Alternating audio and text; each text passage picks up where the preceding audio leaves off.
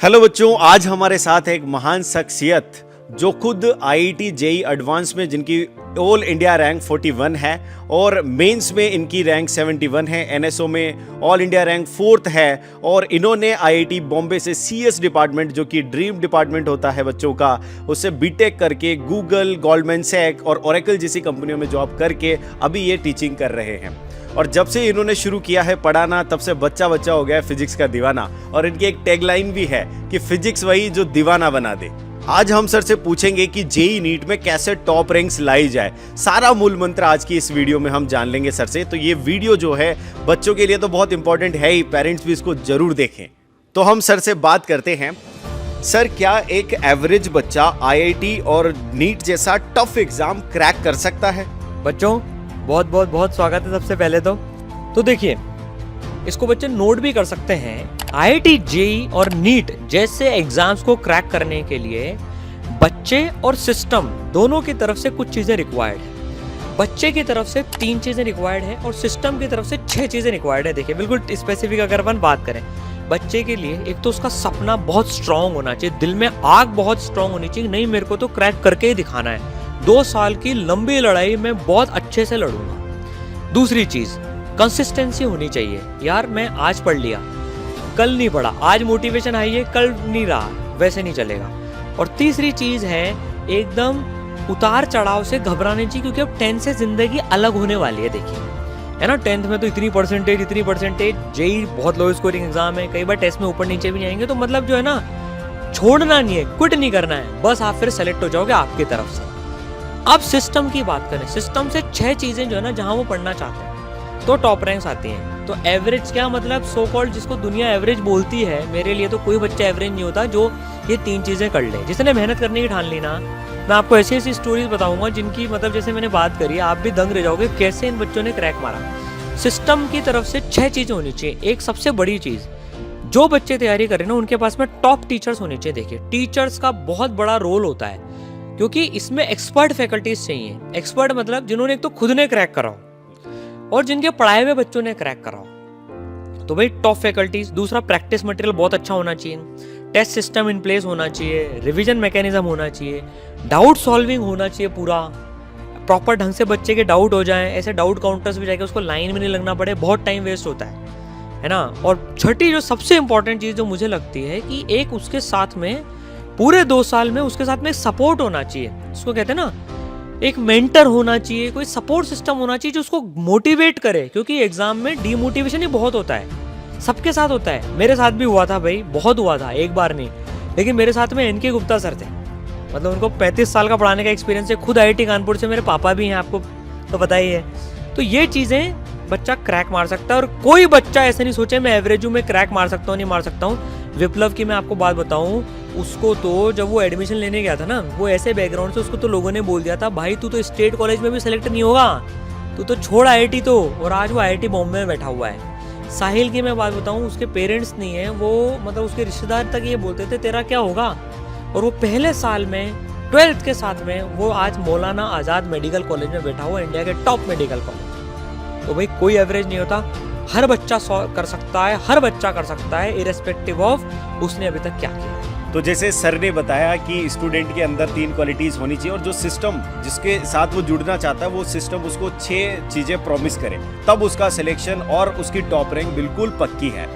और सर जैसे आपने बताया स्टूडेंट के अंदर की उसके अंदर जो 3 क्वालिटीज़ है, जैसे कि सर ने बताया, उनको मैं 3 शब्दों में बताऊंगा कि मजबूत इरादा, मेहनत ज़्यादा और खुद से वादा। ये तीनों चीज़ें अगर एक स्टूडेंट में है तो वो टॉप रैंक ला सकता है, चाहे वो कैसा भी बच्चा हो, एवरेज है या टॉपर से अभी तक, सब ये काम अगर फॉलो करे ये 3 चीज़ों को तो वो ला सकता है। सर जैसे आपने सिस्टम की बात करी, तो जैसे एक एवरेज बच्चा है, हम जानते हैं जनरली वो किसी इंस्टीट्यूट के साथ अगर जुड़ता है तो वहाँ पर क्या होता है, उसको एवरेज होने के चलते उसको एक लोअर बैच दे दिया जाता है और लोअर बैच में वो अपनी पढ़ाई कंटिन्यू करता है।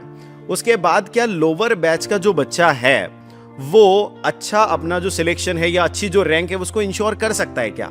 देखिए ये जो आपने बात बोली ना, ये मतलब मैं आपको बताऊं, ये मेरा दिल का इतना बड़ा दुख है। और ये आपने मेरे वो दुखती रख जो है ना, जिससे मेरे को सबसे ज़्यादा घिन आती है जिस चीज़ से, कि ये जो बैचेस का सिस्टम चलता है, ये मेरा जब मैं ऑफलाइन में पढ़ाता था मेरा भी बहुत बेकार एक्सपीरियंस रहा है। आप सोच के देखिए, बच्चा जो शुरू में आया उसका admission test, so called admission test अगर बिगड़ गया तो उसको एक ऐसे बैच में डाल दिया जाता है जिसको सो कॉल्ड लोअर बैच बोलते हैं। सबसे पहले तो वो उसका कॉन्फिडेंस ही तोड़ देता है। मतलब ऐसे भेदभाव हो जाता है, जो so called top batch, star batches में बच्चे होते हैं वो ऐसे देखते हैं उसको, अबे तू तो लोअर बैच का बच्चा है। पूरे साल भर तैयारी में बच्चा खुद को लोअर बैच करके एक तो हीन भावना में, तो उसका कॉन्फिडेंस ही खत्म हो जाता है। वो मेहनत भी करना चाहता है ना तो भी नहीं कर पाता है वो। और यार ऐसा भेदभाव क्यों कि टॉपर्स को तो टॉप बैच में, स्टार बैचेस में एकदम सारी फैसिलिटीज मिल रही हैं, टॉप टीचर्स मिल रहे हैं, सब मिल रहा है, और जो नीचे वाला बच्चा है सो कॉल्ड लोअर बैच में उसको डाल दिया, उसको ट्रेनिंग फैकल्टीज और कोई ध्यान नहीं दिया जा रहा, उसको बैंकर की तरह से ट्रीटमेंट मिल रहा है, तो कैसे उठेगा सर? इसलिए इसराइल में हमने कभी भी आज तक कोई बैच सिस्टम का कॉन्सेप्ट है ही नहीं। No batch system is there. क्यों बच्चे को ऐसे आंकें कि तू लोअर है कि हायर है? आप देखिए अंतरा जो 15% लेके आई, अगर उसको लोअर बैच सो कॉल्ड मिल जाता तो आज वो 99.5 ही नहीं कर पाती, इसलिए तो 12th तक नहीं कर पाई वो। तो बच्चे जो आपने एवरेज बच्चा बोला ना, अगर उसको प्रॉपर हिम्मत दे दी, उसको कॉन्फिडेंस दे दिया ना और उसको पूरे रिसोर्सेज दे दिए, देखिए क्या बच्चा जो सो कॉल्ड जिसको लोअर बैच में पटक दिया जाता है, मैं तो एक सिंपल सवाल पूछता हूँ, क्या उसने फीस कम भरी है क्या जो उसको कम रिसोर्सेज दे रहे हो? दूसरी बात है, क्या उसकी इच्छा कम है क्या आईआईटी में और मेडिकल कॉलेजेस में जाने की जो उसको कम रिसोर्सेज दे रहे हो? वो भी उतना ही डिजर्व करता है यार, उसको मौका तो दो। पर मैं मेरे तजुर्बे के साथ कह रहा हूँ, अगर सारे बच्चों के साथ में बराबर मेहनत कर ली ना, तो हर एक बच्चा जो मेहनत करता है, जिसकी 3 क्वालिटीज हैं, वो फ्लरिश कर जाता है इरेस्पेक्टिव ऑफ वो कैसा है। देखिए हर के जीवन में उतार चढ़ाव आते हैं, लेकिन ऐसा तो नहीं कि किसी के जीवन में उतार आ गया तो अब उसको मार ही दो पूरा, उसको गिराते ही चलो। तो मैं तो इत्तेफाक नहीं रखता सर कि लोअर बैच हायर बैच जैसी चीज होनी चाहिए। आपको बैच सिस्टम करना करो, लेकिन टॉप टीचर सब में तो दो। भेदभाव क्यों? इसराइल में सर हमने कभी भी बैच सिस्टम है ही नहीं, इसलिए जो चीज से घिन आती है ना, मैं उसके बिल्कुल खिलाफ हूँ, और इसलिए हमने सिस्टम रखा ही नहीं। हर बच्चे को उसकी मेहनत के हिसाब से रिवॉर्ड दिया जाता है, वो कितना पढ़ रहा है, उसको एक्स्ट्रा मटेरियल, वो सारी चीजें उसके मेहनत के बेसिस पे दी जाती है। थैंक यू सर इस क्वेश्चन को आंसर करने के लिए। मैं इसमें एक चीज और ऐड करना चाहूंगा बेसिकली, तो कोई बच्चा यार अगर वो इस सिस्टम में फंस भी गया ना, लोअर बैच और ऐसे को मिल गया, वो यार एक तो बिल्कुल भी अपना कॉन्फिडेंस लूज नहीं करे। वो देखो आपको सिलेक्शन करवाना है ना, अगर आपको लोअर बैच में पटक भी दिया गया है तो वो आपको निकालना पड़ेगा खुद को उससे बाहर। अगर सिस्टम साथ नहीं दे रहा है ना आपका, तो सिलेक्शन देखो आपका है, उनको फर्क नहीं पड़ता, उनके टॉपर्स कहीं और से आ जाएंगे, टॉपर बन जाएगा, लेकिन अगर आपको सेलेक्ट होना है ना तो फिर आपको वहां जान लगानी पड़ेगी। सर आपने आईआईटी बॉम्बे से बीटेक किया, उसके बाद आपने गूगल, गोल्डमैन, ओरेकल जैसी कंपनियों में काम किया, तो वो आपने इतनी हाईली पेड जॉब्स कैसे मतलब छोड़ दी? क्या मतलब क्या हुआ आपके साथ, कैसे किया आपने ये कि जो आप एजुकेशन में आ गए? इसका कुछ बताइए सरकार। देखिए जब मैं ऐसी बड़ी मल्टीनेशनल्स में काम कर रहा था ना, तो डेफिनेटली आज मेरे दोस्त जैसे इतने साल हो गए उनको करते हुए, वो जैसे मेरी दोस्त से बात हुई थी, वो कह रहा था यार उसका अभी 4.5 करोड़ रुपए का पैकेज है अब इतना बड़ा पैकेज एक लगता है बात, लेकिन एक मुझे चीज़ लगी कि यार ये मैं मेरे लिए कमाऊंगा, बहुत सिंपल सी बात है ना। मस्त सैटरडे संडे छुट्टी में मिलती है, उसमें सारी चीज़ें रहती है, ऑल पर्क्स भी अवेलेबल होते हैं। लेकिन एक जो चीज़ है, जो जैसे मैंने अपन ने जो डिस्कस करा कि देखिए आज भारत में जो वाकई में जेन्युइन टीचर्स हैं उनकी बहुत कमी है। इतना बच्चा तैयारी करना चाहता है, उसके पास में अच्छे रिसोर्सेज एक्सेस ही नहीं है। तो मेरा प्रतीक सर, एनके गुप्ता सर का एक एम था यार, हमको भारत के हर बच्चे तक जो कि मेहनत करना चाहता है ना, उन तक टॉप रिसोर्सेज पहुंचाने हैं।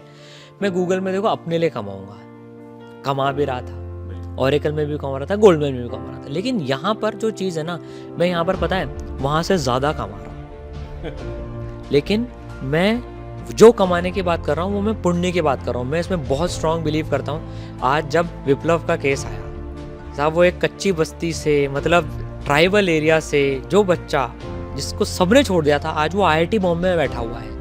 एक बस कंडक्टर का बच्चा आज तेलंगाना मेडिकल कॉलेज में पढ़ रहा है। ये जब स्टोरीज आती है ना, ये जब बच्चों के रिजल्ट्स आते हैं ना, जितना पुण्य मिलता है ना, जो इम्पैक्ट हम क्रिएट कर पा रहे हैं आज पूरे देश भर में, इतनी अफोर्डेबल एजुकेशन जो लेके आ गए हैं, वो भी इस क्वालिटी के साथ में, ये शायद मैं इन मल्टीनेशनल्स में रह के नहीं कर पाता। यार ये कंपनियां मतलब ऑलरेडी बिलियन डॉलर्स की कंपनीज हैं, मैं इनके लिए कमा भी दूंगा, इनको फर्क नहीं पड़ेगा, लेकिन मैंने मेरा जीवन इसलिए समर्पित करा है कि मुझे तो इम्पैक्ट लाना है।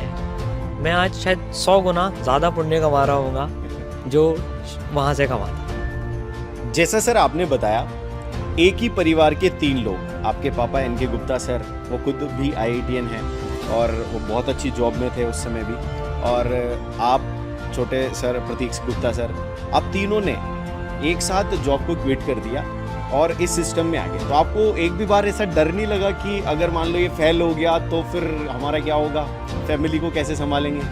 इसके बारे में कुछ। देखिए, जब शुरू में जब ऐसा डिसीजन लिया था ना कि यार अब सब छोड़ दें, प्रतीक ने तो खैर प्लेसमेंट ही नहीं लिया, उसका तो 22 लाख रुपए का प्लेसमेंट लगा था, वो उसने छोड़ दिया बिल्कुल एकदम। तो और जब एनके सर ने जो शायद कोटा की उन्होंने टॉप मोस्ट जॉब थी और मैंने जब जॉब छोड़ी तो लोगों ने तो ये बोला था, मतलब एनके सर के कुछ फ्रेंड ने तो, कि यार 55 साल में ना ये बुढ़ा सटिया गया है। मतलब उनके दोस्त उनके ऐसे मजे लेते थे कि यार ये खुद तो जाएगा ही जाएगा, दोनों बेटों को भी इसमें लेके आ रहा है। और बहुत प्रेशर था कि यार इतनी हाई पेइंग जॉब, जब करोड़ों कमा सकते हो और क्यों छोड़ रहे हो, और क्या फ्यूचर है। तब हमने चालू किया था, तब ऐसा ऑनलाइन वगैरह का ये सब था भी नहीं, तो भाई बहुत प्रेशर आया था। और मन में एक चीज़ भी थी कि यार नहीं चला तो क्या होगा। देखिए, ईमानदारी से अगर मैं बताऊँ, ऑनेस्टली आया था, लेकिन फिर देखा यार ठीक है ना, इम्पैक्ट लाना है, किसी ना किसी को तो सेक्रीफाइस करना ही पड़ेगा। और हमने ठान लिया था कि यार कुछ भी हो जाए हम सेक्रीफाइस करेंगे। मैं आपको शेयर करूँ, मतलब जैसे आपने बताया कि हम, मतलब प्रतीक ने तो, उसकी मैरिज नहीं हुई थी तब तक, उसने तो 3 साल तक कुछ सैलरी भी नहीं उठाई थी, 0। और मैंने और एनके गुप्ता सर ने 3-4 साल तक 15,000 रुपये महीने पे पूरा काम चलाया। मतलब आप सोच के देख सकते हैं, एनके गुप्ता सर जिनसे मिलने के लिए पेरेंट्स को 2-2, 3-3 महीने वेट करना पड़ता था जहाँ पर वो थे, वो सब कुछ छोड़ के, ऐसा पद और वो सब छोड़ के चालू किया। तो डर था, लेकिन यार आज हम भगवान का थैंक यू बोलते हैं कि उन्होंने हमको ये हिम्मत दी और आज इतना इम्पैक्ट हम क्रिएट कर पा रहे हैं। तो डेफिनेटली यार डर तो था, लेकिन ऊपर वाले ने मेहरबानी, बच्चों ने इतना प्यार दिया यार, तो अब सब चीज़ें, मतलब वो पास्ट हो गया वो पूरा एकदम। बिल्कुल, मतलब ऐसा लग रहा है कि जैसे आप अगर गुड कॉज के लिए काम करते हैं तो ईश्वर श्योरली आपकी हेल्प करता है और वो आपको सक्सेस दिलाता है, क्योंकि आपका मकसद बिल्कुल प्योर है। तो ऐसा जरूर होगा आपके साथ। सर, जहां सारी दुनिया जेई नीट के अर्ली स्टार्ट के फायदे बता रही है, वहां पर स्टूडेंट के मन में कहीं ना कहीं एक क्वेश्चन चलता रहता है कि अगर मैं जेई नीट के लिए अभी से प्रिपेयर कर रहा हूं तो मेरे 11th 12th और जो बोर्ड के एग्जाम्स है वो बिल्कुल सफ़र कर जाएंगे, मेरा अच्छा परसेंटेज नहीं आएगा। और अगर मैंने बोर्ड पर फोकस कर लिया तो मेरा जेई नीट का सिलेक्शन जो है वो डिले हो जाएगा, या फिर वो अच्छी तरीके से मेरी अच्छी रैंक्स नहीं आ पाएंगी। तो वो दोनों को कैसे मैनेज करके चले ताकि उसका परसेंटेज भी बिल्कुल अफेक्ट ना हो और सिलेक्शन भी उसका टॉप रैंक के साथ, जो भी उसका ड्रीम कॉलेज है उस तक वो पहुंच जाए। तो इसमें शायद आपके इसमें दो क्वेश्चन है कि भाई, एक तो जो बच्चा अभी से तैयारी कर रहा है उसको भी एक थोड़ी सी टेंशन होती है कि मैंने पहले से नहीं करी, मेरा होगा नहीं होगा। तो मैं एक बार बताता हूँ बच्चों, देखो 2 साल जो है ना 11th 12th के मोर देन सफिशिएंट हैं अगर तुमने लग के काम कर लिया तो। बहुत सारे बच्चे, मतलब मेजोरिटी बच्चे ईमानदारी से देखें तो अभी भी 10th के बाद ही स्टार्ट करते हैं। तो यार उसकी चिंता मत करो, 2 साल लग के कर लो, हो जाएगा। अब रही बात 12th बोर्ड्स की, देखो यार जेई नीट का सिलेबस है ना, बोर्ड के सिलेबस का मतलब थोड़ा सा टफ पार्ट आता है जेई नीट में बोर्ड के कंपैरिजन में। तो बोर्ड ऑलरेडी कवर्ड होता है यार। अभी आयुष IIT बॉम्बे में गया, उसने भी ठीक परसेंट निकाली यार बोर्ड में। हीरल IIT दिल्ली में गई, उसने भी निकाली। भव्या की बहुत बढ़िया परसेंटेज थी, वो हिमाचल की टॉपर रही थी। तो इसमें क्या है, तुम फिजिक्स केमिस्ट्री मैथ्स पढ़ रहे हो जेई में, वो बोर्ड में कॉमन है। फिजिक्स केमिस्ट्री बायोलॉजी पढ़ रहे हो नीट में, वो नीट में भी कॉमन है, बोर्ड में भी कॉमन है। तो बोर्ड की चिंता करने की जरूरत नहीं है। देखो कुछ इक्का दुक्का केसेस अगर भारत में ऐसे आ भी गए जिनके बोर्ड के चक्कर में टके, उनके साथ दूसरे कारण होते हैं, लेकिन मेजोरिटी बच्चा एक डिसेंट इनफ परसेंटेज निकाल लेता है। और सर ईमानदारी की बात में बताऊं, बोर्ड की परसेंटेज से वैसे भी अभी जेई नीट में कुछ फर्क नहीं पड़ता है। 75% के ऊपर लानी होती है देखो क्राइटेरिया, लेकिन फिर भी बच्चे 85-90% के ऊपर आराम से ले आते हैं। इंग्लिश और जो 5वां सब्जेक्ट होगा वो बच्चे लास्ट में तैयारी कर लेते हैं। तो इसकी चिंता मत करो। और यार हम दोनों को साथ में लेके चलते हैं इसरल के प्रोग्राम में, तो कि तुम दोनों में अच्छा कर पाओ। सर, जैसे कुछ बच्चे होते हैं जो छोटे कस्बों से रहते हैं, जहाँ पर उनको प्रॉपर रिसोर्सेज नहीं मिल पाते प्रिपरेशन के लिए, कोई अच्छा सिस्टम भी नहीं होता है, तो ऐसे बच्चे जो IIT के लिए और नीट में एम्स के लिए अपना सपना देखते हैं, तो उसको कैसे पूरा करें वो? देखिए देश में बहुत बड़ी समस्या है ये, बिल्कुल। और 2 फ्रंट पे है कि एक तो रिसोर्सेज नहीं होते, और एक काफ़ी सारे पेरेंट्स के पास में इतने फाइनेंशियल रिसोर्सेज भी नहीं होते। आज अगर बच्चे को हम दूसरी जगह भेजते हैं, जैसे कोटा, पटना, दिल्ली, हैदराबाद, बहुत सारे शहर हैं, अपने शहर से जब बच्चा जाता है तो कोचिंग के लाखों रुपए के साथ में उसके रहने खाने का खर्चा भी आता है। तो लगभग 2.5-3 लाख रुपए पर साल बच्चे का खर्च होता है, और ये उसको 2 साल 3 साल तक खर्च करना पड़ता है। और यहाँ पर खत्म नहीं होती बात, उसको मेडिकल कॉलेज और फिर इंजीनियरिंग कॉलेजेस में भी सालाना, अगर आप देखें इंजीनियरिंग कॉलेजेस की फीस देखें तो लगभग 1.5-2 लाख रुपए पूरे साल भर की फीस लगने लग गई। तो ये पूरा उसको जो है ना 4 साल और ये 2-3 साल बहुत बर्डन होता है। इसीलिए जो एक सिस्टम है ना, देखिए अब दुनिया बदल रही है। अब लोग घर बैठ के जब सारी चीजें ऑर्डर कर सकते हैं, सब मंगा सकते हैं। ऑनलाइन एजुकेशन के भी है ना अब बहुत अच्छे रिजल्ट सामने आ रहे हैं। सर बीच में आपने कहीं ना कहीं मेंटरशिप की बात करी, तो जो ईसरल का सुपर से ऊपर ये जो मेंटरशिप वाला फीचर है जो इंडिया में पहली बार ईसरल लेकर आया, तो ये कैसे आया सर और इसकी जरूरत क्या थी उस समय? देखिए जब मैं ऑफलाइन में पढ़ाता था तो मैं जैसे भाई 4-5 बैचेस लेता था, है ना, 200-250 हर बैच में एक बच्चे रहते थे। तो उसमें क्या रहता था कि यार जो सो कॉल्ड टॉप बैचेस रहते हैं उनके बच्चे तो खुद मैनेज कर लेते हैं, लेकिन जिन बच्चों को लोअर बैच में डाल दिया जाता था ना, वो एक बार गिरा, जैसे इतने बच्चे होते थे, एक टेस्ट में मान लो कम नंबर आ गए और वो साहब नीचे चले गया। अब वो 3 दिन तक क्लास डिस्ट्रैक्शन में पड़ गया, और वो 3 दिन तक क्लास में आ रहा है कि नहीं आ रहा है, उसका क्या हुआ, क्यों वो डिमोटिवेट चल रहा है, कुछ अता पता नहीं है। क्योंकि यार कोई टीचर जब 200-250 को पढ़ा रहा है तो उसके पास टाइम ही नहीं होता उन बच्चों से बात तक कर ले। फिर बच्चे ढूंढते थे कि यार मैं डाउट काउंटर पे जाकर टीचर से बात कर लूंगा, लेकिन वो इतनी भीड़ होती थी, 1 घंटे में एक बच्चे का नंबर आता था। तो हमने देखा कि यार बच्चे के पास में कोई उसका पर्सनल केयर करने का कोई सिस्टम ही नहीं है। उससे तुम जानो तो सही, जैसे देखो माँ बाप को पता रहता है यार बच्चे के साथ में क्या चल रहा है, वैसे कोई सिस्टम होना चाहिए जिसमें लोगों को पता हो, सो कॉल्ड मेंटर्स को पता हो बच्चे के साथ क्या चल रहा है, उसके हिसाब से गाइड कर लें। आज अंतरा की 15 परसेंटाइल आई, उसको सबने रिजेक्ट कर दिया, लेकिन उसके मेंटर्स ने उसको जब मोटिवेट करा ना, बेटा तू कर सकती है, देख तेरे साथ ये हो गया लेकिन तू ऐसे कर सकती है, तो बस वो सिस्टम हो गया। तो पहले 1 लेयर आई और 5 लेयर मेंटरशिप भी ना पूरी इसी प्रोसेस में। फिर लोग हमने देखा कि यार अच्छा उसका डेटा ट्रैक करने के लिए भी ना एक चीज ट्रैक करने के लिए एक और मेंटर चाहिए, तो फिर 2 मेंटर्स देने लग गए हर बच्चों को। तो मेंटर्स को पता रहता है बच्चे क्या, और बच्चे भी खुल के शेयर कर सकते हैं, उनको पता है हमारे पास में मेंटर्स के नंबर से हम बात कर सकते हैं, मेरे साथ क्या समस्या हो रही है। तो बच्चे आजकल ये तक भी शेयर कर लेते हैं कि सर देखो मेरा थोड़ा सा इस एज में बहुत होते हैं, इसमें मैं डिस्ट्रैक्शन हो गया, कई बच्चों का लड़के लड़के को चक्कर हो जाता है, वो भी तक डिस्कस कर लेते हैं कि मैं इससे बाहर कैसे आऊँ। तो उनको जो हेल्प मिलने लगी ना और जो रिजल्ट दिखे कि यार बच्चा ने 3 दिन पढ़ना छोड़ दिया। अब डिफरेंस देखना आप, यहाँ बच्चे ने 3 दिन पढ़ना छोड़ा, मेंटर ने चौथे दिन कॉल कर दिया बेटा तू पढ़ क्यों नहीं रहा।